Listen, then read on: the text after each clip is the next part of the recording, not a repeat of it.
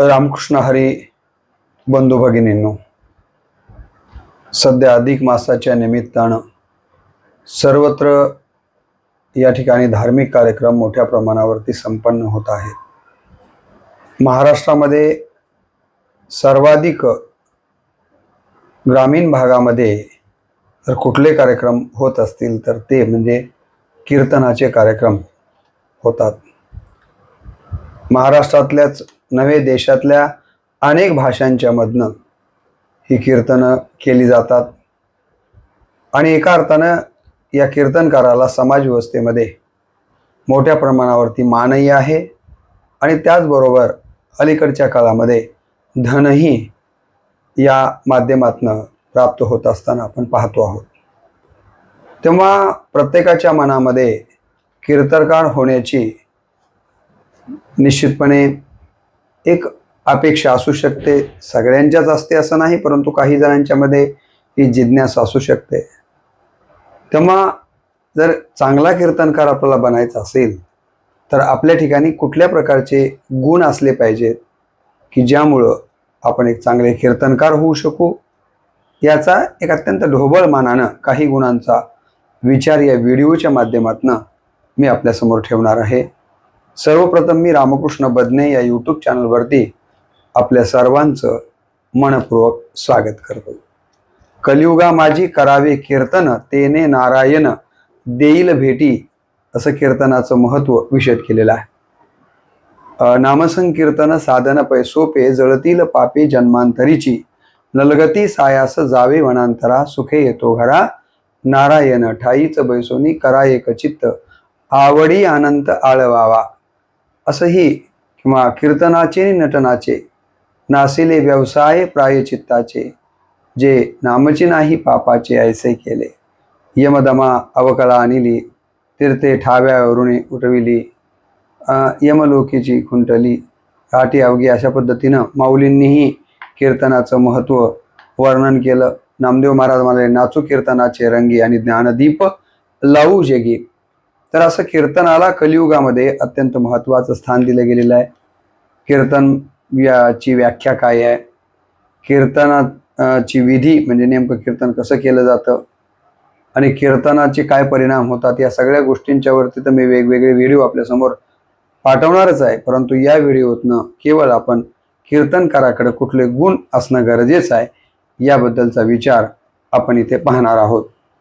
मला असं वाटतं की कीर्तनकाराकडं सगळ्यात महत्त्वाचा गुण हा असला पाहिजे की कीर्तनकाराचं वाचन हे प्रचंड असणं गरजेचं आहे, तरच त्यांना अभ्यासू कीर्तनकार असं म्हणता येईल। आणि या प्रचंड वाचनाच्या मध्ये जी की कीर्तनाच्या अभंगाला अनुरूप आपल्याला वेगवेगळ्या प्रकारचे या ठिकाणी अध्यात्मातले उदाहरणं द्यायचे आहेत, दाखले द्यायचे आहेत, त्याचबरोबर आख्यानं आपल्याला त्या ठिकाणी प्रस्तुत करायचे आहेत। आणि त्यासाठी केवळ एका ग्रंथाचा पुरावा देऊन चालत नाहीये, तर अनेक ग्रंथांचे पुरावे आपल्याला त्या ठिकाणी द्यावे लागतात। आणि त्यासाठी चांगला कीर्तनकार बनायचा असेल तर त्यासाठी आपलं प्रचंड वाचन असणं अत्यंत महत्त्वाचं आहे। आणि म्हणून वाचनाकडं कीर्तनकार होऊ इच्छिणाऱ्या कुठल्याही व्यक्तीनं जास्तीचं लक्ष दिलं पाहिजे आणि वाचनाला अत्याधिक महत्त्व दिलं पाहिजे। दुसरी गोष्ट, कीर्तनकाराकडे जर कुठली असावी असं मला विचारलं तर मी असं म्हणेन की मनन। केवळ वाचन केलं, नळी फुंकेली सोनारे, इकडून तिकडे गेले वारे, असं नाही चालत। तर वाचनाच्या बरोबर आपण जे वाचलेलं आहे आणि आपल्याला जो अनुभव येतोय, या दोन्हीच्या संबंधानं त्याचं मनन करणं, निधिध्यास वगैरे या गोष्टी करणं अत्यंत महत्त्वाचं आहे। आणि म्हणून वाचनापुरतं कीर्तनकाराला मर्यादित न राहता या ठिकाणी त्याचं मनन करण्याचं काम देखील या ठिकाणी केलेलं पाहिजे। मनन करणं अत्यंत महत्त्वाचं आहे। ही गोष्ट देखील कीर्तनकारासाठी अत्यंत महत्त्वाची आहे। हा दुसरा गुणही आपल्याकडे असणं गरजेचं आहे। तिसरा गुण, जर आपल्याला चांगला कीर्तनकार बनायचा असेल तर अवलोकन। अभ्यासे प्रकट व्हावे, नाहीतरी झाकोनी असावे, प्रकटोनी नसावे हे बरे नव्हे, समर्थ रामदास स्वामींनी सांगितलं। तसं जेव्हा आपण कीर्तनाच्या माध्यमातून इतरत्र फिरतो आहोत तेव्हा आपलं अवलोकन आपली समज फार चांगली असली पाहिजे. आपल्याला अवलोकन करता आलं पाहिजे की कुठे काय घेता येईल आपल्याला, कुठे काय चाललेलं आहे, कुठे काय चाललेलं नाही आहे. या प्रकारचं अवलोकन आपल्याला ज्याला चांगल्या पद्धतीने करता येतं त्याला चांगल्या पद्धतीचा कीर्तनकार बनता येऊ शकतं. त्यानंतरचा जर गुण आपल्याला पाहायचा असेल चौथा, तर तो आहे हजर जवाबीपणा. कारण कीर्तनकार हा हजारो लोकांच्या समोर कीर्तनासाठी उभा असतो आणि कीर्तनकाराचा प्रत्येक शब्द न शब्द मनी आणि कानी टिपण्यासाठी श्रोते मंडळी मोठ्या प्रमाणात तिथं उपस्थित असते. अशा वेळेला कीर्तनकाराला एखादा प्रश्न तसा तर विचारला जात नाही, पण एखाद्या वेळेस विचारला गेला किंवा एखाद्या प्रसंगाच्या संबंधानं आज काय चाललेलं आहे याबद्दल कीर्तनकाराला जर विचारलं गेलं तर तिथे लगेच हजरजबाबीपणे उत्तर देता आलं पाहिजे. आणि हे हजरजबाबीपणाचं उत्तर हे देण्यासाठी आपल्याला मला असं वाटतं की चौफेर वाचन, चौफर वाचलेलं चिंतन मनन हे अत्यंत महत्त्वाचं आहे. आणि मग हजरजबाबीपणा देखील चांगल्या कीर्तनकारासाठी महत्त्वाचा गुण मानला गेलेला आहे. त्याचबरोबर पाठांतर, यापूर्वी म्हणाल्याप्रमाणे मोठ्या प्रमाणावरती पाठांतर असलं पाहिजे. कारण आपण पाहतो की कीर्तनाला उभं राहिल्याच्या नंतर कुठल्याही नोट्स आपल्याला हातात घेऊन बोलता येत नाही आहे. कीर्तनकाराला मुखोद्गत जे काही आहे ते सांगायचं आहे. आणि एखाद्या अभंगाचं चिंतन मांडत असताना त्याला अनुरूप संतांचे शास्त्राचे विविध दाखले उदाहरणं देत असताना ते संतांच्या संतोक्ती आपल्याला मुखोद्गत असणं गरजेचं आहे. आणि त्यासाठी पाठांतर अत्यंत महत्त्वाचं आहे. आणि म्हणून आपण बघितलं असेल की बरेच कीर्तनकार हे वारकरी शिक्षण संस्था आळंदी इथे असतील किंवा काही ऋषिकेश सारख्या ठिकाणी अनेक ठिकाणी जाऊन कित्येक वर्ष सुरुवातीला पाठांतराचं, वाचनाचं, मनन चिंतन पाठांतराला महत्त्व देतात आणि मग कित्येक वर्षाच्या नंतर ते कीर्तन करायला प्रारंभ करतात. त्याचं कारणच हे आहे की पाठांतर कीर्तनकारासाठी अत्यंत महत्त्वाचा गुण आहे आणि तो देखील कीर्तनकाराकडे असला पाहिजे. यापूर्वी मी आपल्याला सांगितल्याप्रमाणे समाजाचं सूक्ष्म अवलोकन कीर्तनकाराला असलं पाहिजे. नाहीतर काय होईल, कीर्तनकाराला जर समाजाचं अवलोकन नसेल आणि बोलताना जर कीर्तनकार समाजाच्या विरोधामध्ये एखादं स्टेटमेंट करून गेला किंवा बोलता बोलता जातीवाचक एखादा शब्द त्याच्या तोंडातनं गेला तर आपण करायला गेलो एक आणि होऊन दुसरंच बसू शकतं. म्हणून समाजात काय चाललेलं आहे, समाजाला काय हवं आहे आणि आपण काय देणं अपेक्षित आहे हे कधी कीर्तनकाराला करता येईल, समाजाचं अवलोकन केल्याच्या नंतर, बारकाईनं जर समाजाचा अभ्यास केल्याच्या नंतर. आणि यासाठी कीर्तनकारानं समाजाचं बारकाईनं अवलोकन केलं पाहिजे आणि समाजाला काय हवं आहे, समाजात कुठल्या प्रकारचे प्रश्न उपस्थित झालेले आहेत आणि त्याच्या सोडवणुकीसाठी आपण कशा पद्धतीनं मांडणी केली पाहिजे यासाठी समाजाचं अवलोकन असणं अत्यंत महत्त्वाचं आहे. असं या निमित्तानं हा गुण अत्यंत महत्त्वाचा आहे.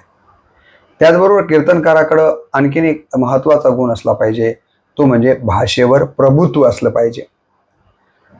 नाही तर एक शब्द बोलला जातोय आणि तोही शब्द काही प्रमाण असलेला शब्द नाही आहे, तर सगळीच माणसं गावंढळ शब्द त्यांना प्रिय असतील असं नाही आहे. तर अनेक लोक भाषेच्या प्रभुत्वाला महत्त्व देणारे आहेत. तुमचं जेवढं भाषेवर प्रभुत्व जास्त तेवढा तुमचं चिंतन सखोल आहे असा त्याचा अर्थ निश्चितपणे होऊ शकतो. आणि म्हणून भाषेवर प्रभुत्व असलं पाहिजे. प्रत्येक संतांच्या शब्दाचा विग्रह करणं, त्या शब्दाच्या अनुरूप अनेक प्रकारचे प्रतिशब्द जे की भाषेमध्ये आलेले आहेत ते समर्पकपणे तुम्हाला देता आले पाहिजेत. मग श्रोत्यांच्या लक्षात येतं की नाही, या कीर्तनकाराचं भाषेवर खूप मोठ्या प्रमाणावर प्रभुत्व आहे. आणि यासाठी तुम्हाला शब्दसिद्धी महत्त्वाची आहे. विरामचिन्हांचं ज्ञान आपल्याला असलं पाहिजे. शब्दांच्या लयीवर आपलं प्रभुत्व असलं पाहिजे. त्याचबरोबर शब्दांचे शुद्ध उच्चार आपल्याला करता आले पाहिजेत, भावनानुसार शब्दांचे चढ उतार आपल्याला करता आले पाहिजेत. हे जे काही आहे ते चांगल्या कीर्तनकारासाठी अत्यंत महत्त्वाचं आहे. जे नवरस आहेत ते नवरस आपल्याला आपल्या वक्तृत्वातनं, आपल्या बोलण्यातनं उभे करता आले पाहिजे हुबेहूब, आणि हे भाषेवर प्रभुत्व असल्याशिवाय करता येत नाही आहे.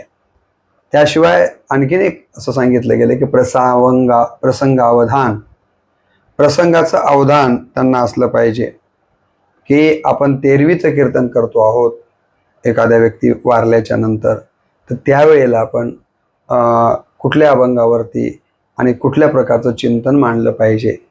एखाद्याच्या वाढदिवसाच्या निमित्तानं कीर्तन ठेवलेलं आहे, तर त्यावेळेला आपण कुठला अभंग घेतला पाहिजे आणि त्या ठिकाणी कसा विषय मांडला पाहिजे.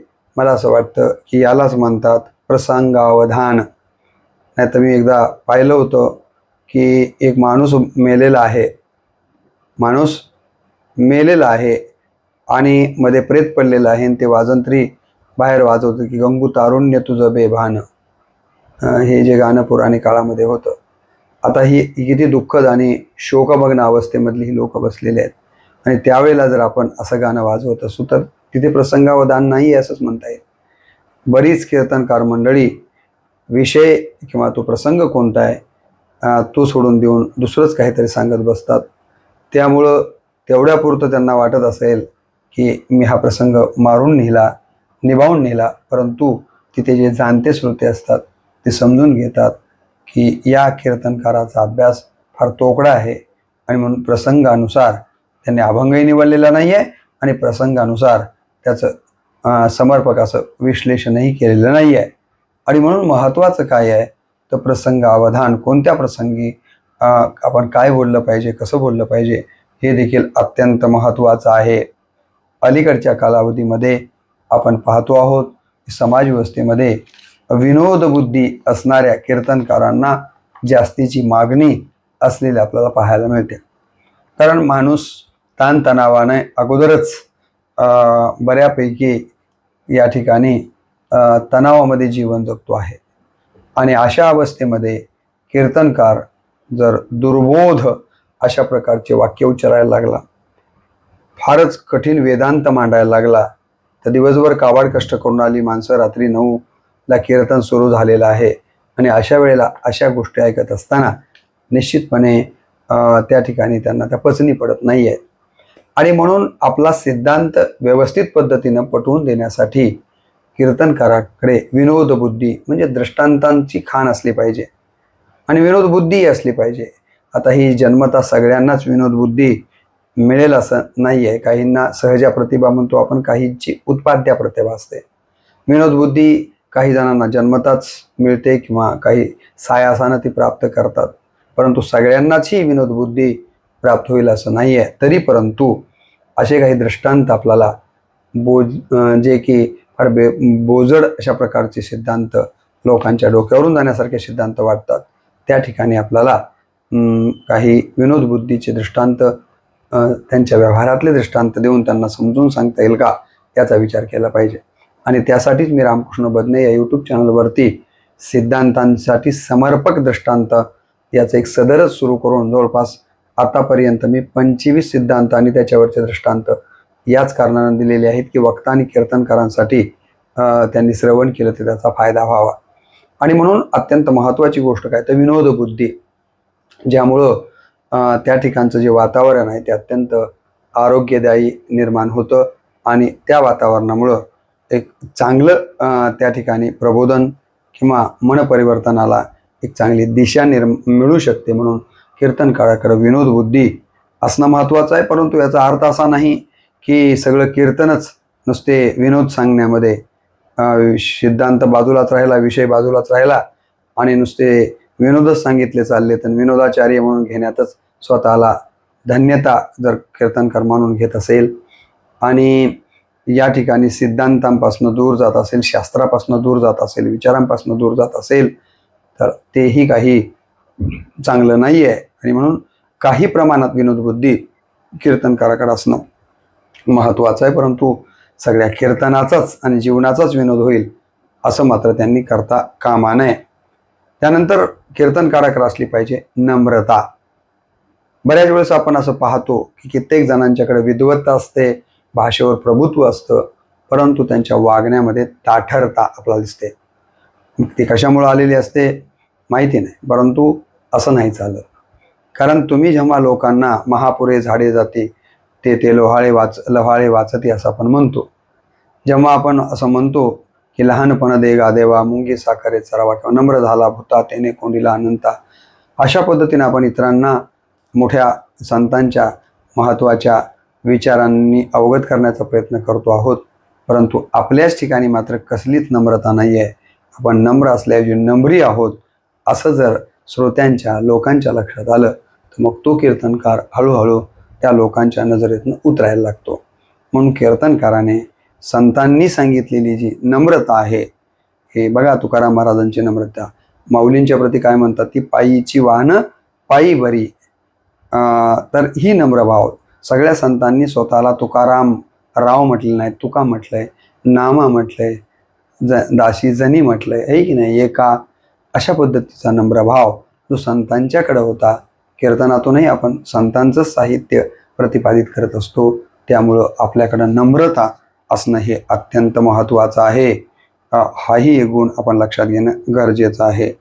आणि शिकण्याची प्रवृत्ती, जोपर्यंत आपल्याकडे शिकण्याची प्रवृत्ती असत नाही तोपर्यंत आपण खऱ्या अर्थानं कुठल्याही क्षेत्रात असो यशस्वी होऊ शकत नाही आहे.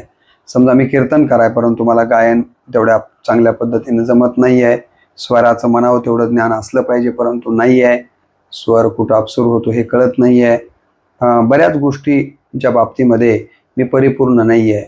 तर अशा वेळेला तशाच अर्धवट गोष्टी सोडून आपण पळत राहायचं, असं न करता जे आपल्याला जमत नाही त्या गोष्टी जमवून घेण्याचा म्हणजे शिकण्याचा प्रयत्न आपण केला पाहिजे. माणूस हा आयुष्यभर विद्यार्थीच असतो. असं कीर्तनकारांना देखील आयुष्यभर विद्यार्थ्याच्या भूमिकेमधनं जे काही आपल्या शिकता येईल ते शिकण्याचा प्रयत्न केला पाहिजे.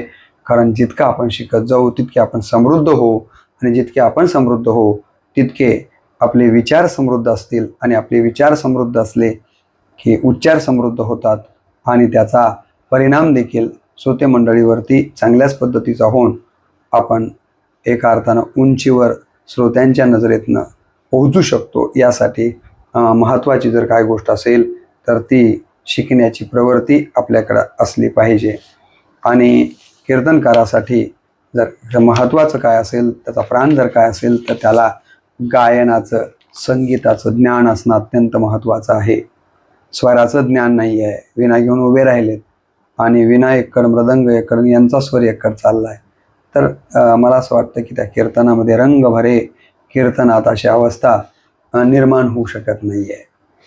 जर कीर्तनामध्ये खऱ्या अर्थानं या ठिकाणी आपल्याला रंग भरायचा असेल, खऱ्या अर्थानं ब्रह्मानंद निर्माण करायचा असेल, तर कीर्तनकाराला गायनाचं काही अंशी, स्वराचं, वाद्ययंत्राच्या बद्दलचं ज्ञान निश्चितपणे असणं अत्यंत आवश्यक आहे. हे जर नसेल तर आपण चांगले कीर्तनकार बनू शकत नाही आहेत. आणि म्हणून अनेक कीर्तनकार जर आपण बघितलं असतील तर सुरुवातीला वादक म्हणून काही वर्षे त्यांनी काम केले, पुन्हा कीर्तनकार झालेले आहेत. अनेक कीर्तनकार असे आहेत की सुरुवातीला ते केवळ भजनामध्ये गायन करण्याचं काम करत होते, चाली म्हणण्याचं काम करणारे व्यक्ती आज चांगले कीर्तनकार झालेले आपण पाहतो. कारण गायनाचा खूप मोठा परिणाम श्रोत्यांच्यावरती होतो, आणि त्यासाठी आपल्याला गायनाचं ज्ञान असलं पाहिजे, स्वरज्ञान असलं पाहिजे, आवाज आपला चांगला कसा राहील यासाठीचा प्रयत्न आपण केला पाहिजे. हे देखील अत्यंत महत्त्वाचं आहे. आणि आणखीन एक महत्त्वाची गोष्ट म्हणजे आचार विचार आणि उच्चारांच्या मध्ये साम्य असलं पाहिजे. नाही तर लोका सांगे ब्रह्मज्ञान आपण कोरडा पाषाण, ज्ञान सांगे लोका असं आपण म्हणतो. किंवा तुकाराम महाराज म्हणाले की बोलाचाच भात बोलाचीच कडी, असं जर असेल तर त्याचा काहीही परिणाम होत नाही आहे. आणि म्हणून आपल्या आचारात, विचारात आणि उच्चारामध्ये समन्वय कसा राहील, तिथं विसंवाद निर्माण होणार नाही, याची काळजी देखील कोणीही प्रबोधन करणारा व्यक्ती असेल समाजामध्ये त्याच्याकडे असणं गरजेचं आहे. त्यामध्ये कीर्तनकार तर अलीकडच्या काळामध्ये या प्रबोधनाच्या कामात आणि जास्तीत जास्त लोकांच्यापर्यंत पोहोचण्यामध्ये सर्वाधिक अग्रेसर आहेत. त्यामुळं या गोष्टीला त्यांनी जीवनामध्ये प्रत्येक वेळी लक्षात ठेवलं पाहिजे की मी जे बोलतोय, माझा उच्चार आणि माझा आचार कशा पद्धतीचा आहे आणि मी कशा प्रकारचे विचार करतो. म्हणून आचार, विचार आणि उच्चार या तिन्हींच्यामध्ये साम्य ठेवण्याचा प्रयत्न करणं गरजेचं आहे. आणि त्याचबरोबर चांगल्या कीर्तनकारासाठी महत्त्वाचा गुण हा आहे की त्या कीर्तनकाराला वेळेचं नियोजन साधता आलं पाहिजे. कीर्तनाचा वेळ 9 असेल, आपण 10 10:30ला पोहोचत असू तर आपण चांगले कीर्तनकार नाही आहेत.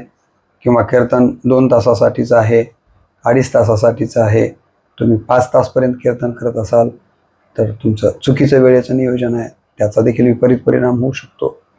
आणि म्हणून अचूक वेळ, टाईम इज मनी, हे डोळ्यासमोर ठेवून मग ते कीर्तनाच्या ठिकाणी पोहोचण्याची पाळायची वेळ असेल किंवा कीर्तन करत असताना आपण किती वेळ कीर्तन केलं पाहिजे, घड्याळाच्या काट्याकडं बघत बघत, श्रोत्यांच्या देखील चेहऱ्यांकडे बघत वेळेचं नियोजन आपल्याला साधता आलं पाहिजे. ज्यांना वेळेचं नियोजन तंतोतंत पाळता आणि साधता येतं ते चांगले कीर्तनकार झालेले आपण समाजव्यवस्थेमध्ये पाहतो. आणखीनही काही गुण कीर्तनकारांच्या संबंधानं असू शकतात, परंतु व्हिडिओची लांबी लक्षात घेऊन मी इतकेच गुण एक चांगला कीर्तनकार होण्यासाठी आपल्याकडे असले पाहिजेत. ज्यांना कोणाला चांगला कीर्तनकार व्हायचं आहे किंवा कीर्तन करण्याच्या या भक्तीच्या मार्गामध्ये यायचं आहे त्यांनी या गोष्टींच्याकडं आवर्जून लक्ष द्यावं. एवढीच या प्रसंगी मी अपेक्षा व्यक्त करतो. आणि आपल्याला जर व्हिडिओ आवडला असेल तर इतरांना तो पाठवा. जास्तीत जास्त या माझ्या चॅनलला सबस्क्राईब करा आणि या ठिकाणी मला आशीर्वाद द्या, अशा प्रकारच्या अपेक्षा व्यक्त करून या ठिकाणी वाणीला पूर्णविराम देतो. रामकृष्ण हरी.